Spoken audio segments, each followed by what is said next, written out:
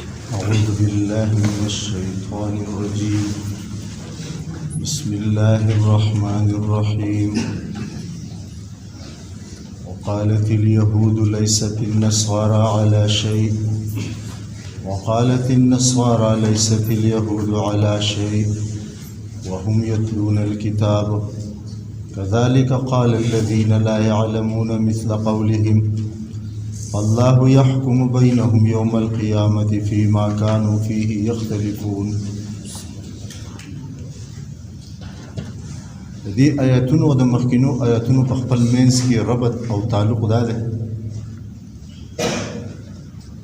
چې مخکې آیاتونو کې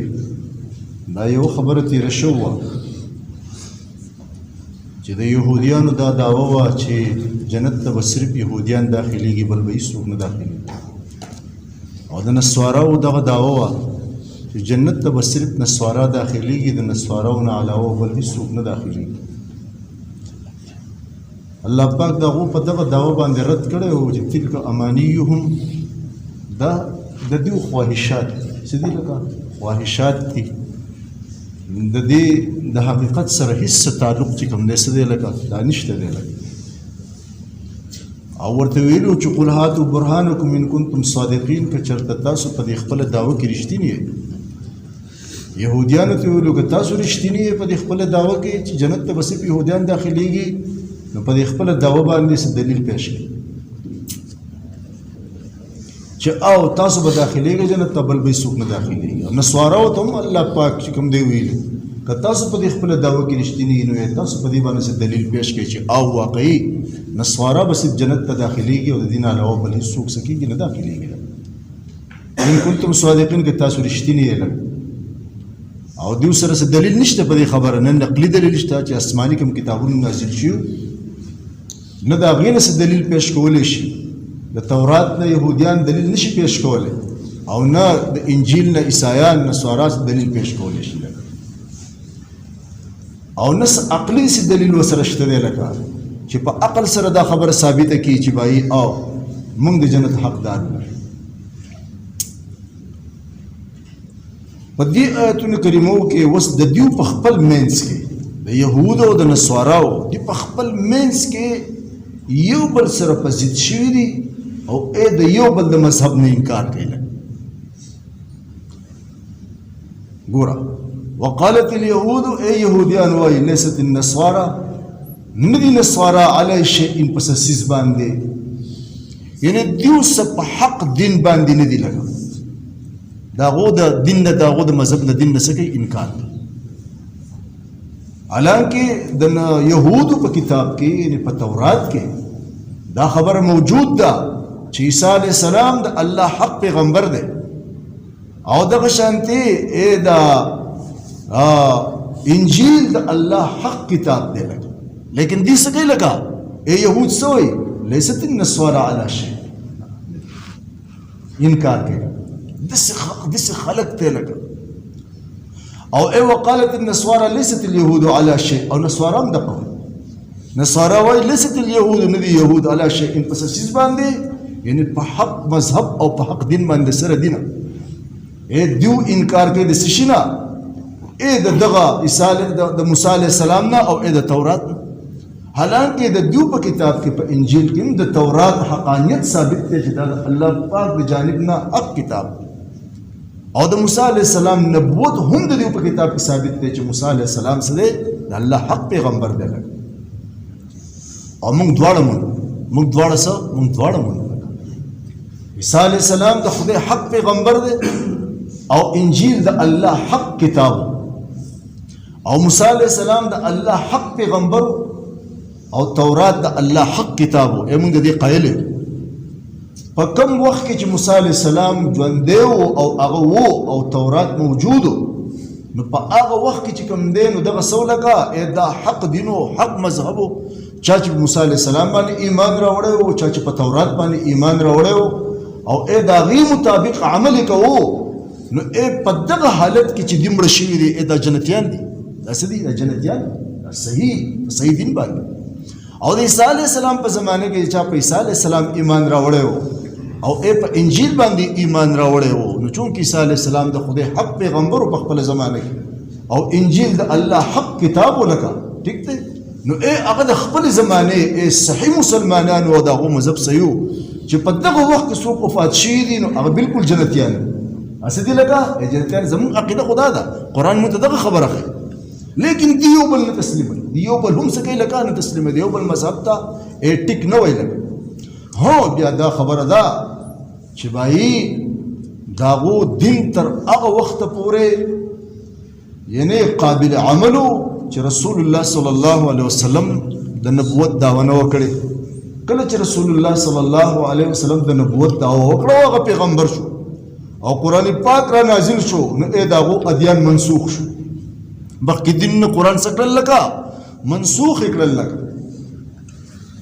اوس په صرف نجات او خلاصې د انسان په څه باندې چې لا اله الا الله محمد رسول الله. اوس که یو سړی دا وایي چې زه په موسی علیه السلام ایمان راوړم، یعنی یو یهودي دا وایي او خپل تورات باندې ایمان راوړم، نه دی قبول لکه. اوس په صرف چې کوم دی په محمد رسول الله باندې ایمان راوړي او په دې قرآن باندې به ایمان راوړي، نو د دې ایمان او اعمال به هلو معتبري. او دغه شان عیسایانو، یو عیسائی نن دا وایي چې بای په عیسی علیه السلام باندې زما ایمان دی، پیغمبر دی زمونږ، ټیک دی، او تورات انجیل مونږ منو، نو دین نشي خلاصېدی لکه په دې ایمان نشي خلاصېدی لکه او په دغه کتاب باندې په عمل نشي خلاصېدی څو پورې چې محمد رسول الله صلی الله علیه وسلم منلی نه د هغه نبوت نه یې منلی او په قرآن ایمان نه یې راوړی او دا قرآن نه یې منلی. اوس مسله دا ټیک شو، مخکینی نبوتونه چې کوم دی نبی صلی الله علیه وسلم آخري نبی و هغه هم ختم شو، مخکینی شریعتونه چې کوم دی څه دي لکه هم ختم شو. اوس په صرف چې کوم دی شریعت د محمد صلی الله علیه وسلم چلیږي چې اوس هر څوک چې وي او په دې آخري پیغمبر ایمان راوړي، کلمه د توحید ووایي، اوس په دې صحیح مسلماني او اوس دا مذهب چې کوم دی څه دی لکه او دا دین حق دی لکه. الله پاک په خپله باندې وایي ان الدین عند الله الاسلام، یقینا د الله په نسبت باندې چې کوم دی دین څه دی اوس اسلام.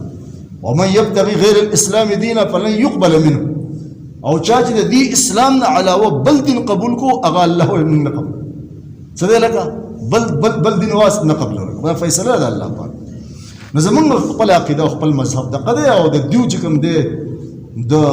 ځان له مخکې دعوې هم دغه وي، یهودیان هم به جنت ته داخلېږي بل څوک نه داخلېږي، عیسایان هم به جنت داخلي بل به څوک نه داخلېږي. اوس په خپلو کې چې کوم دی هم ورغلي دي د یو بل دین هم نه مني، د هغې نه څه کوي لکه انکار کوي لکه. وهم یتلون الکتاب، او الله پاک وایي چې ګوره دا چې دوی کتاب ولي لکه یهودیان لږې تورات چې کوم دی ښه لولي، ښه ورته پته ده چې عیسی علیه السلام حق دی او څه دی انجیل حق دی. او دغه شانتي چې کوم دی عیسایان هم اهل کتاب دی، هغه خپل کتاب ولي لکه هغو ته په خپل کتاب نه پته لګي چې څه دی لکه موسی علیه السلام حق پیغمبر دی او تورات د خدای حق کتاب دی لکه دا ورته حق کتاب ولي. د دې نه باوجود هم چې کوم دی څه دی لکه دا ضد کوي، د ضد خو ما علاج نشته، د ضد څه دی لکه ضد علاج نشته. یو سړی نه پوهېږي ته به یې پوه کړي، خو چې سړی پوهېږي نه یې مني بس د هغه باندې منل ګران دي. اوس یوازې دا مسله د دې نه ده د یهودو نسواراو، کذلک دقه شانتې قال الذین ویلو هغه کسانو لا یعلمون چې نه پوهېدل یا وایي هغه کسان چې هغه نه پوهېږي مثل قولهم په مثل د وینا دی. د دې یهودو د دې نسواراو دا خو اهل کتاب دي، دا خو تعلیم یافته خلک دي لکه څه دی لکه دا تعلیم یافته خلک دي. خو راشه اوس د مکې مشرکین یعنې انپړه خلک چې کوم دي د دغو وینا هم د دوی په شان دي، هغه وایي چې موږ په حق مذهب باندې او زموږ نه علاوه چې کوم دی څوک په حق مذهب باندې دي. زموږ د زمانې په شان حال دی لکه یو لیډر دی چې بل دروغجن کوي، یو جماعت دی چې څه دی لکه هغه بل دروغجن کوي، بس ځان ته ټیک وایي، ځان ته په حق باندې وایي او بل سړی نه دی په حق دی رښتیانه دی دروغ وایي. یو جماعت دی هغه زه په حق باندې زما طریقه کار ټیک دی، بل وایي نه دی په دروغ باندې دی په باطله باندې دی طریقه کار نه زما ټیک دی. دغه چل دی وله.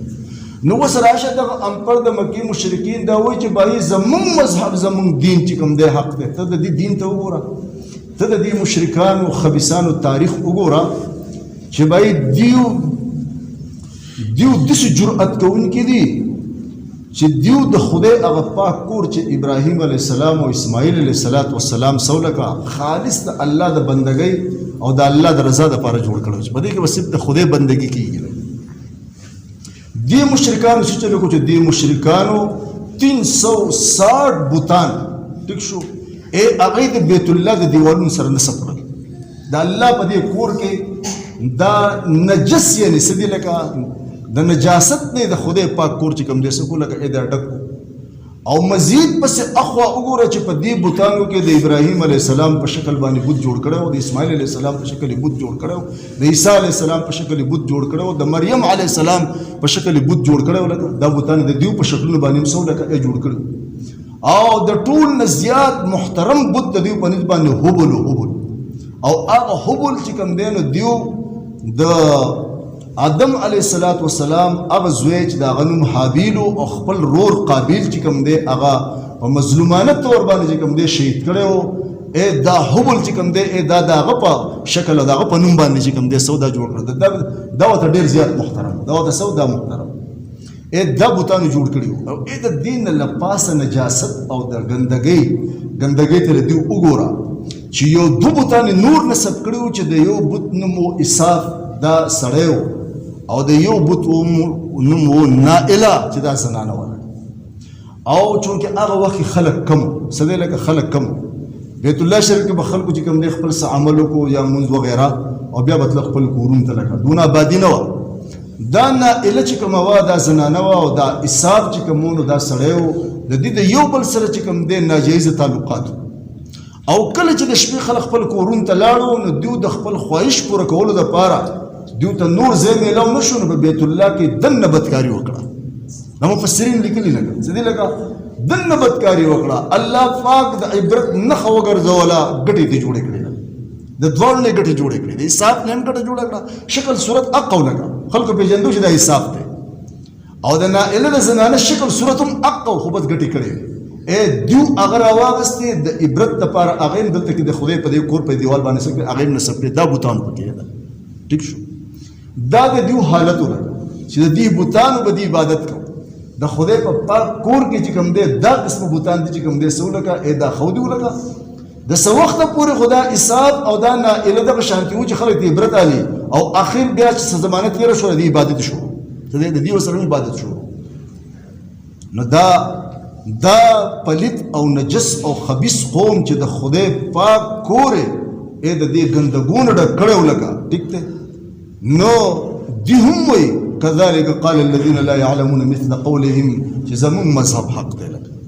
مونږ رښتیا وایو لکه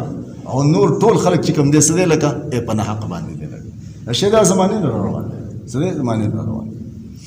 فالله يحكم پس الله به فیصلو کې بینهم د دیو په منځ کې یوم القیامت د قیامت په ورځ باندې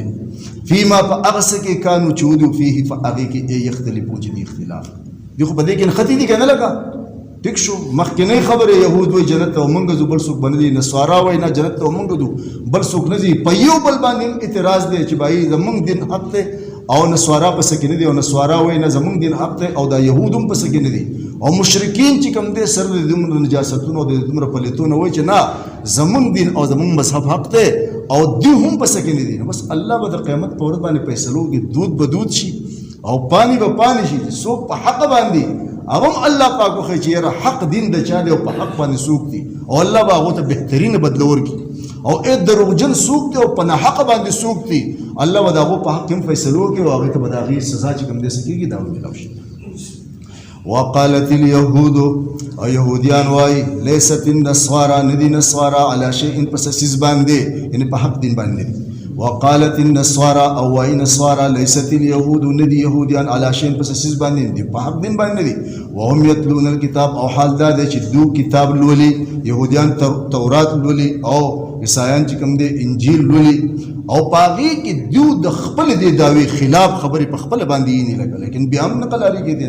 كذلك دغرنګ قال الذين واي اغه کسان لا يعلمون چاغوي نه پويږي نه هغه ام پړ دي لگا د مکه مشرکان مثل قولهم د دیو د قول په شان وايي چاغوي نه من په حق باندې یو باقي نور څومره مذهبونه دنیا ټول په نه حق باندې دي لګا فالله نفس الله يحكم فیصله بو کې د دې خلق فیصله بسو کې په دنیا کې لګا دنیا کې نه کېږي لکه او الله په فیصلو کې بینهم په منځ دوی کې یوم القیامت قیامت پر ورځ باندې څوک په حق دي او څوک په ناحق باندې دي لکه او هر سړی ته به د خپل حق او د ناحق چې کوم دی جزا او سزا سکی میلاو شي فيما فاغس کې کانو چودو فيه ای پاغي کې په دې دنیا کې اختلافون چې دوی اختلاف کوو یا ارحم الراحمین یا ارحم الراحمین یا ارحم الراحمین یا ذا الجلال والاکرام یا ذا الجلال والاکرام یا ذا الجلال والاکرام اللهم صل على محمد النبي الأمي وعلى آله وسلم تسليما ربنا تقبل منا إنك أنت السميع العليم وتب علينا إنك أنت التواب الرحيم سبحان ربك رب العزة عما يصفون والسلام على المرسلين والحمد لله رب العالمين